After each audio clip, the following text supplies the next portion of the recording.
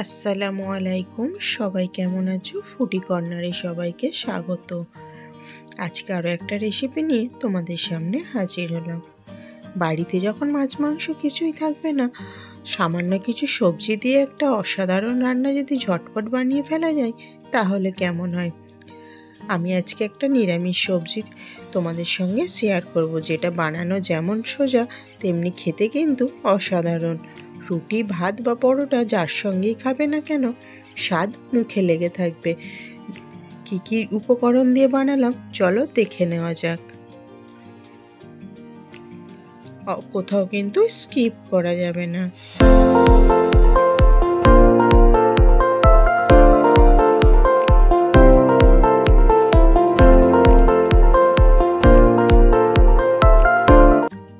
রেসিপিটা বানানোর জন্য প্রথমেই আমি কড়াইতে তেল গরম করতে দিয়ে দিয়েছি, আর আমি এখানে বরবটিগুলোকে এই সাইজের কেটে 2-3 বার ধুয়ে পরিষ্কার করে নিয়েছি। তেলটা হালকা গরম হয়ে যেতে এর মধ্যে বরবটিটা দিয়ে দিলাম। আমি এখানে 300 মতো বরবটি নিয়েছিলাম। বরবটিটাকে তেলের সঙ্গে খুব সুন্দরভাবে মিনিট 2 ভেজে নেব। তারপরে আমি আলুটাকে দেখো ঠিক এইভাবে কেটেছি। আলুটাকেও বরবটির সঙ্গে সুন্দরভাবে ভেজে নেব মিনিট 2-3 মতো। নিরামিষ সবজি রান্না করতে গেলে অবশ্যই কিন্তু সবজিগুলোকে ভেজে রান্না করতে হবে, তাহলে কিন্তু এর স্বাদটা পুরোটাই পাল্টে যায়। কাঁচা যে একটা গন্ধ থাকে সেই গন্ধটা চলে যায় আর একটা সুন্দর স্বাদ চলে আসে। অনবরত উল্টে পাল্টে চাপা দিয়ে আমি 3 থেকে 4 মিনিট ভেজে নেব, যতক্ষণ না একটা সুন্দর লাল কালার চলে আসে। দেখো, একটা আলুর গায়ে বা সবজির গায়ে কিন্তু সুন্দর একটা লাল কালার চলে এসেছে, তার মানে এটা ভাজতে আর লাগবে না। এবারে আমি তেল ঝরিয়ে এইভাবে তুলে নেব। সমস্ত সবজিগুলোকেই তেল ঝরিয়ে তুলে ফেলতে হবে। সবজিগুলোকে তোলা হয়ে গেলে আজকে আমি এই তেলের মধ্যেই কিন্তু রান্না করে নেব। পরিমাণ মতো দিয়ে দিলাম ফোড়নের জন্য কালো জিরে। তোমরা চাইলে কিন্তু এখানে গোটা জিরেও ব্যবহার করতে পারো। কালো জিরেটা তেলের সঙ্গে একটুখানি নাড়াচাড়া করে নিলাম। এর মধ্যে এবারে একটা বড় সাইজের পেঁয়াজকে কুচি করে দিয়ে দিলাম। এখানে আমি মটরশুঁটিও বেছে রেখেছি। এটা মটরশুঁটিটাও আমি আজকে এই সবজির মধ্যে ব্যবহার করব। যখন পেঁয়াজটা হালকা লাল করে ভাজা হয়ে গেছে তখন এর মধ্যে দিয়ে দিলাম গ্রেট করা আদা। আদাটা পেঁয়াজের সঙ্গে আবারও কিছুক্ষণ নাড়াচাড়া করে ভেজে নেব। এরপরে এর মধ্যে দিয়ে দেবো একটা বড় সাইজের টমেটো কুচি, আর কিছুটা পরিমাণে দিয়ে দিলাম ধুয়ে রাখা মটরশুঁটি।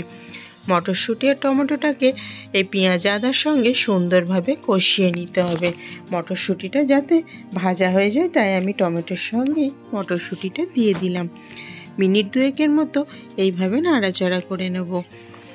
যখনই টমেটোটা একটু গলতে শুরু করবে তখন এর মধ্যে এবার একে একে মশলাগুলো অ্যাড করতে থাকবো। দিয়ে দিলাম পরিমাণ মতো লবণ, সঙ্গে দিয়ে দিলাম পরিমাণ মতো হলুদ গুঁড়ো, আর দিয়ে দেবো গুঁড়ো লঙ্কার গুঁড়ো। যার যেমন ঝাল খেতে পছন্দ সে সেরকম ঝাল এখানে ব্যবহার করবে। দিয়ে দিলাম 1/2 চামচের মতো ধনে গুঁড়ো। সমস্ত মশলাগুলো আবারও কষাতে থাকবো।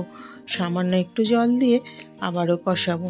আমি কিন্তু এই রকম জল 2 থেকে 3 বার দিয়ে মশলাটাকে কষিয়ে নেব।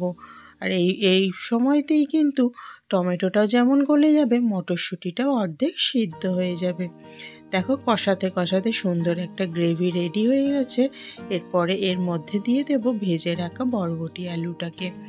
তোমরা নিরামিষ সবজি হিসাবে যদি বাড়িতে বানাও, এইরকম একটা রেসিপি তোমরা বানিয়ে ফেলতে পারো চটজলদি। এটা যেমন খেতে ভালো লাগে তেমনি কিন্তু যে কেউ পছন্দ করবে এই সবজিটা। যারা বরবটি খেতে পছন্দও করে না তাদেরকে যদি এটা দেওয়া যায় তারাও কিন্তু চেটে পুচে খেয়ে ফেলবে। আর এটা রুটি, পরোটা, গরম ভাত যার সঙ্গে খাবে তার সঙ্গেই কিন্তু দারুণ স্বাদ লাগে। এইভাবে যদি একটু কষিয়ে বা ভেজে রান্না করা যায় তাহলে কেমন লাগে তোমরাই বলো। আর এরকম সবজি দিয়ে কিন্তু গরম ভাত শুধুই খাওয়া হয়ে যায়, আর কিন্তু এখানে মাছ মাংস কিছুই ব্যবহার করতে লাগবে না, এতটাই টেস্ট হয়। দেখো সবজিটা কিন্তু আমি অনেকক্ষণ ধরে কষিয়ে নিলাম, পুরো জলটা শুকনো হয়ে আসা পর্যন্ত কষালাম। আবারও একটু সামান্য জল দিয়ে কষিয়ে নেব। রান্নার স্বাদ হচ্ছে কষানোর কাছে, যত সুন্দরভাবে কষাবে তত কিন্তু কালারটাও যেমন সুন্দর আসে, তেমনি স্বাদটাও হয় অসাধারণ। আবারও এই জলটা শুকিয়ে নেব কষিয়ে। তারপরে সামান্য আরও একটু জল দিয়ে এটাকে এবার রান্না করে নেব 2 থেকে 3 মিনিট। কষাতেই কিন্তু আমার এখানে সবজিগুলো 80% সিদ্ধ হয়ে গেছে।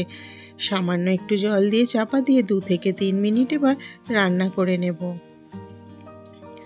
2 থেকে 3 মিনিট পর ঢাকনাটা খুলে দেখলাম সে সবগুলোই কিন্তু সুন্দরভাবে সিদ্ধ হয়ে গেছে, আর ঝোলটাও কিন্তু অনেকটা কমে গেছে।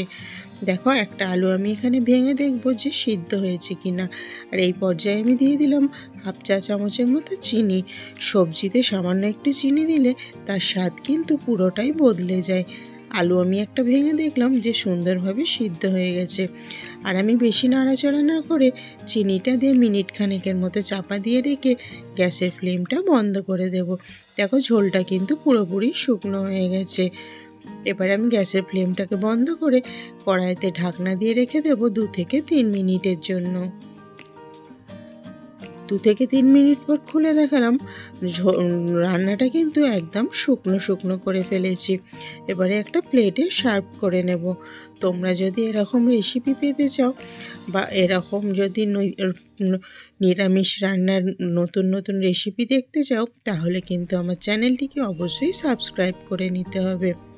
আর আমার ভিডিওটা যদি তোমাদের ভালো লেগে থাকে তাহলে অবশ্যই একটা লাইক দিও, আর কমেন্ট করে জানাতে ভুলো না আজকের রেসিপিটা তোমাদের কেমন লেগেছে। দেখা হবে আবার পরের ভিডিও। আল্লাহ হাফেজ।